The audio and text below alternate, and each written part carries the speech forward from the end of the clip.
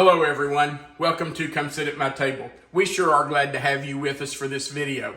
Grab a chair, pull it up to the table, and let's cook. Today we are making Philly cheesesteak sliders. Now if you know what sliders are, you know that they're just small sandwiches that can be picked up and eaten. They're nothing fancy. Most people fix them for game day or for cookouts. But Melissa and I really like sliders. They're easy to eat, they're easy to pick up, and so today we decided to do Philly cheesesteak. Let's talk about what we're going to use today to make our Philly cheesesteak sliders. We're going to start with 1 green bell pepper, and you can see we've already chopped up most of that, and we're going to use 1 small onion. Now, I do it a little different than most people who do Philly cheesesteak sliders because most people cut their green pepper into strips like this. And they leave them just like this to put on their sandwich. I don't like that because when you get ready to cut your sliders apart, you have to cut through these to get your sliders to be in individual pieces. I like it better if they're diced up because then you don't have to slice through them. The onions, we slice into thin strips. They will cook up as we cook them. They'll shrink a little bit and they're easier to slice through. So that's how I do it. If you want to leave yours in strips, you can do that. We're going to need just a little bit of olive oil or butter to fry or saute our onions and peppers in. If you don't have olive oil, it's fine. Use a little bit of butter. It'll work just fine. Then, of course, we're going to need sweet Hawaiian rolls. King's Hawaiian are the ones we normally use. If you can find a different brand, that's fine.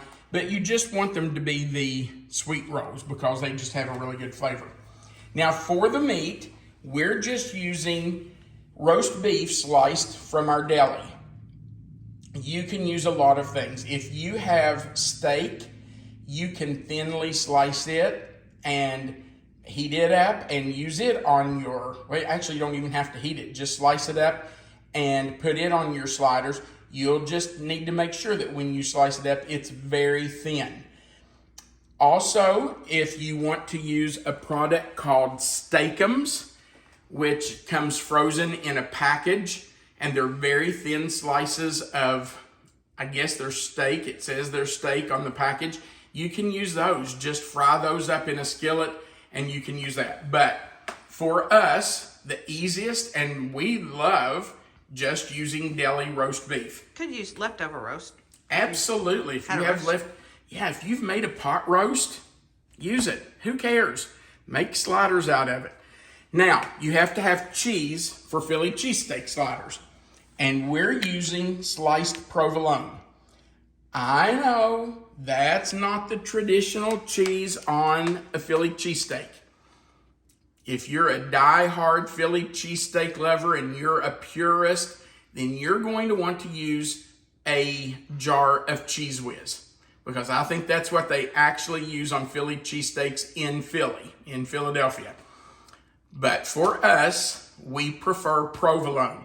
We have also used pepper jack, we've used mozzarella, we've used Swiss. Any of that works, or it does for us. You're going to have to decide which cheese you like the best. But like I said, if you're a purist, just get a jar of Cheese Whiz and you can pour it on. Now, for the top of our sliders, we're going to melt 6 tablespoons of butter. And you can see I've cut off the other 2 tablespoons. We have 6 tablespoons there. And actually, I have already melted that 6 tablespoons of butter in our pan just so we can be ready and keep going. We're also going to use 1 teaspoon of minced onion, 1 teaspoon of Worcestershire sauce, and half a teaspoon of garlic powder. Now the butter, minced onion, Worcestershire sauce, and garlic powder are going to be heated in a saucepan and poured over the top. Okay, so let's get started. The first thing we're going to need to do is cook our peppers and onions. So I'm just going to put about a tablespoon of olive oil in our pan and let that start heating. I'll put that on about medium heat. And I'm going to finish dicing up these onions and peppers that Melissa started. She was my sous chef today. Thank you, babe. You're welcome. And we're just going to, I don't know why I'm doing that one at a time rather than do the whole thing. But we're just going to slice those up. Doesn't take long to slice up an onion and a pepper. And you know, if you like a lot of pepper on yours or a lot of onion, put more. It's fine. We use 1 green pepper and a small onion on 12 sliders. That brings up another point. If you're feeding a crowd, now this is just for Melissa and me, but if you're feeding a crowd, you're probably going to want more than 12 sliders. This recipe is very simple to double, triple, quadruple, whatever you want to do. You can increase it as much as you'd like. And you can tell I'm slicing these fairly thin just because we want to get them done and we want them to not be so big on our slider. We don't want huge chunks of onion on there. So we just slice those up like that and we're finished. A piece of green pepper in there. I guess it's kind of matter. They're going together. No, they're going together. Okay. So now that we have our oil that's hot, we're going to come over and put our onions and peppers in. I probably should turn that down just a hair. That might have been a little too hot to start with. And we're just going to let those saute while we prepare the rest of our dish. You know what? I've got a piece right there that's really big. I need to take that out. Okay, so let's just stir those around, get some oil on them. Break those onions up a little bit. They'll come apart as they cook, but okay. Let's go back over now and start working on our rolls. Let me get rid of these onions and peppers here. So our next step, I'm going to flip my board over to the dry side. Take out our rolls and we're going to slice those in half, separating the tops from the bottoms. And I always do that with a serrated edge knife. It just works better for me. I just go right down the middle, and I'm going to show you how I do it because it just works for me. I only watch this side where I'm going. You can see that I've gone right down through there. Now I have a guide to kind of help me come across.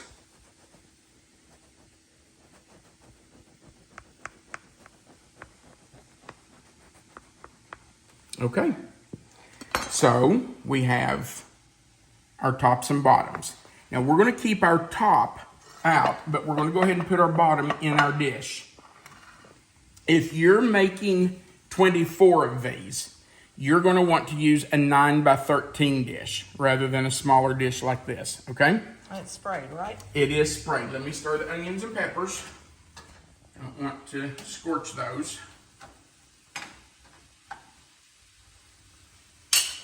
You have to be a multitasker in the kitchen.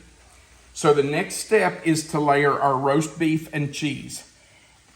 I just take one slice, really thin slice of roast beef and fold it up and try to put one slice on each roll. It just makes it easier to get them apart later and just makes an easier cut. So I just kind of... So you could just layer it straight across, but then you'd have to cut through each. Absolutely. Or between Yeah, each sandwich. well, let's just show that. So if I just took a piece, and it would take several pieces, but if I just laid it on there, I would have to make several layers, because you can see this is about 4 or 5 layers. Then I would have to cut through that. The way I'm doing it, you don't have to cut through them. They're all on their own individual roll. What, baby? You don't have to cut through the meat. Don't have to cut through the meat, no. So I just use one slice, and I know that seems like a lot of meat, but actually it's not, because I had this sliced as thin as they could possibly slice it. The lady said, "How would you like it sliced?" And I said, "I want it as thin as you can possibly slice it and keep it in a whole slice. I don't want it to be chipped or, in shreds. I want a slice, but I want it as thin as you can get it." And she did. She did a really good job with it. And if it's that thin, then you're not getting quite so much meat on each one. Makes it a little easier. We tend to think it's a little more tender too, cut that way. Absolutely. All right, so I have my 12 pieces. I'm going to redo this one. That's not very good. Okay. Now, I'm going to go back to my onions and peppers. Let those continue to saute. And we do want these to be pretty much cooked, because even though they are going in the oven, they're not going to have a long time to cook. So we've got that left over. Guess what that's going to be? Sandwiches later. Okay. Now, surprisingly, with 12 sandwiches, we have 12 pieces of cheese. So I'm going to lay those on here, because I still don't like the way that piece of meat has come out. Okay. So 1 piece of cheese goes on each sandwich. The best way for me to do it, again, is to do it in fourths. I just in half and in half again, and that puts 1 whole slice on each sandwich. So 12 slices of cheese, 12 sliders. And again, if you want to do more than 12, you just need to double each ingredient. All right, I'm back over here stirring these onions and peppers, and look at them. They're looking good. You can see that the onions are starting to turn translucent, and we don't want them browned. We don't want this to be like, cooked onions. We just want them to be translucent. So they're getting close. All right, let's go back and work on our cheese. And listen, they don't have to be perfect. Look at that piece of cheese. I made a mess out of that one. But when that cooks and it melts, it's going to be just fine. You know what? I should have put the onions and peppers on first. The cheese would have melted down over those and kind of held them on. I think I'm going to do that. Sorry about that, folks. That just occurred to me. I think I've done that in the past. Okay, so I'll just lay those there. I'm going to put these on. These are about ready.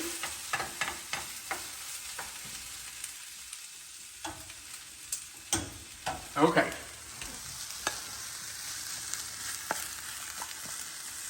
I'm just going to spread these over.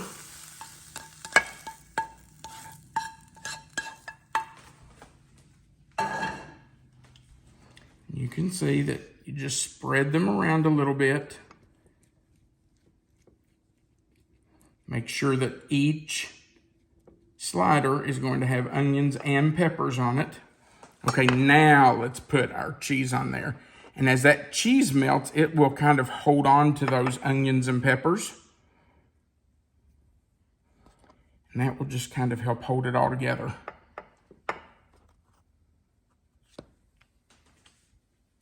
You know what I'm going to do? Turn the butter back on. Yeah, I'll do that. I'm just going to cut those. It just occurred to me. I don't think I've ever done it this way before. But now I can just put 4 layers on. There we go. See how smart your husband is? I married a genius. Don't you dare tell my story. That's for another video, but... Oh my goodness. No, it's not. Well, what did I do? I must have put too many slices on some of those. Okay. There we go. Now, we're just going to put our tops right back on there. I'll turn my butter on that I've already melted. And now we're going to add our minced onion, Worcestershire, and garlic powder.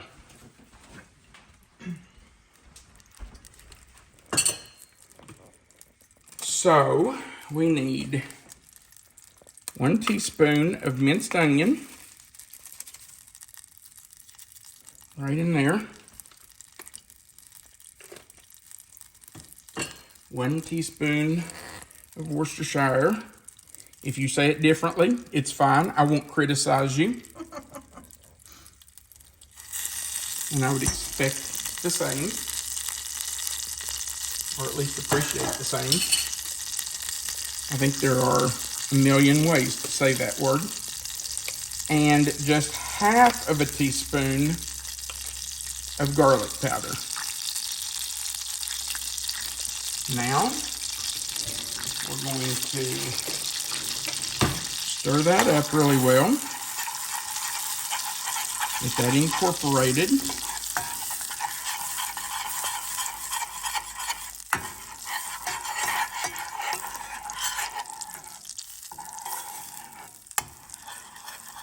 And now that gets poured right over top of our sandwiches. So here we go.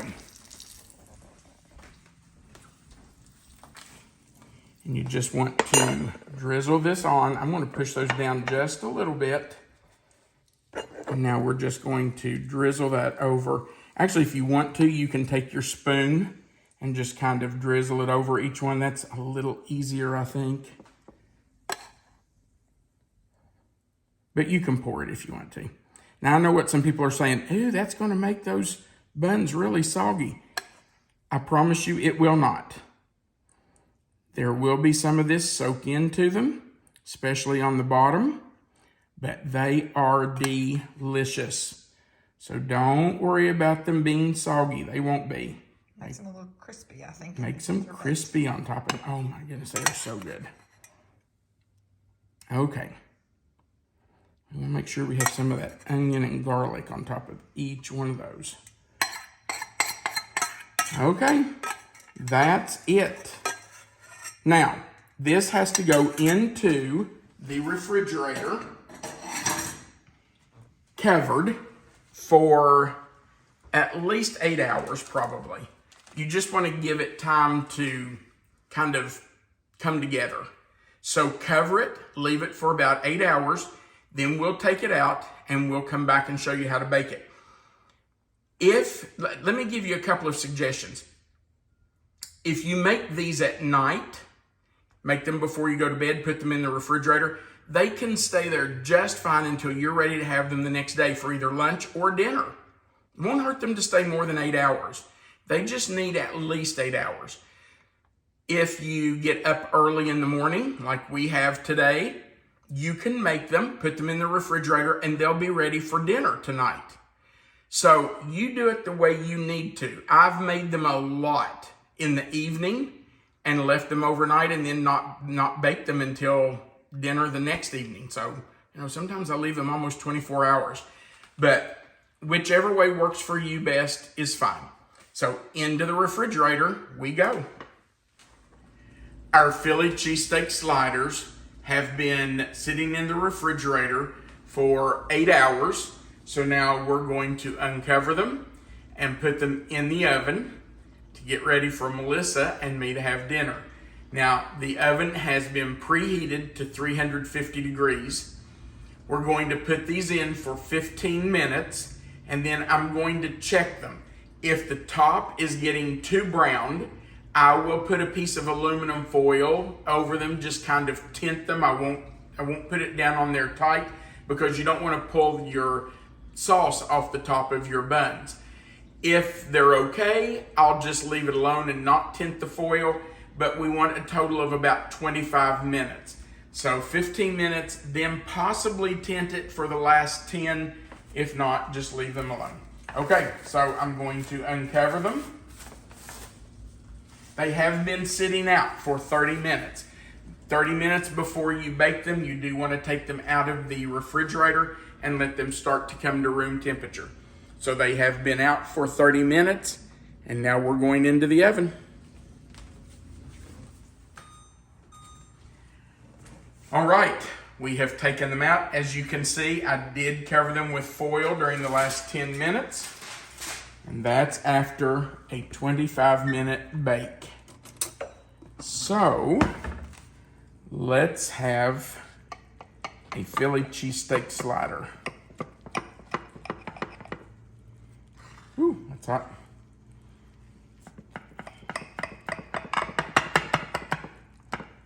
Now, I'm going to have a little spatula to get that out of there.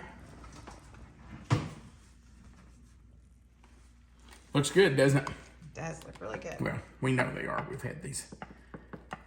I need this smaller one. Sorry, babe. I'm sorry. This one will fit better. I hope I got it cut apart so that I can take it out. Look at that. Oh, baby. Yum, yum. Okay. Now, I'm going to dig my onions and peppers out of there because I don't want to waste those.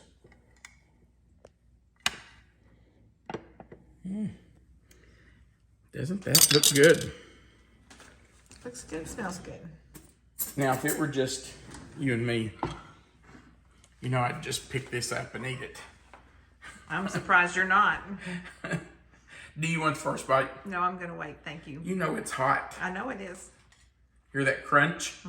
I'm going to set it down to do this.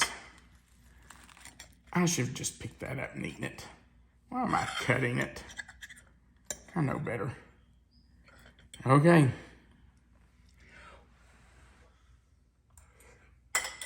That's not too bad.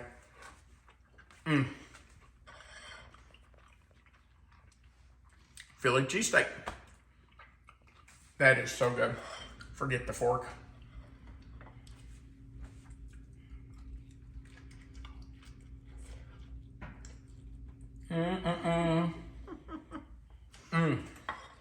They're messy, but they're worth it.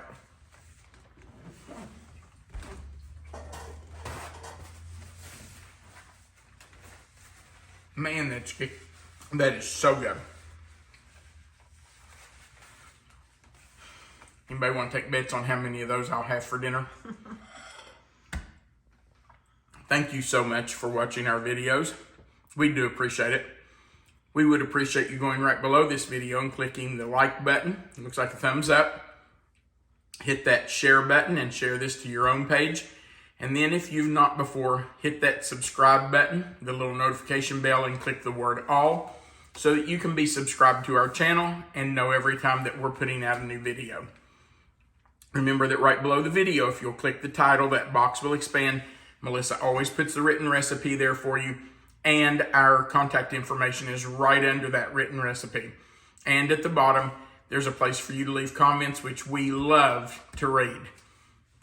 Melissa reads a lot of those to me, especially as we're driving. So feel free to leave us a comment. We'd love to hear from you. Thanks again for watching our video. We do appreciate it. I think you're going to love these sliders. They are so, so good. Remember, you are always welcome to come sit at my table. Have a great day.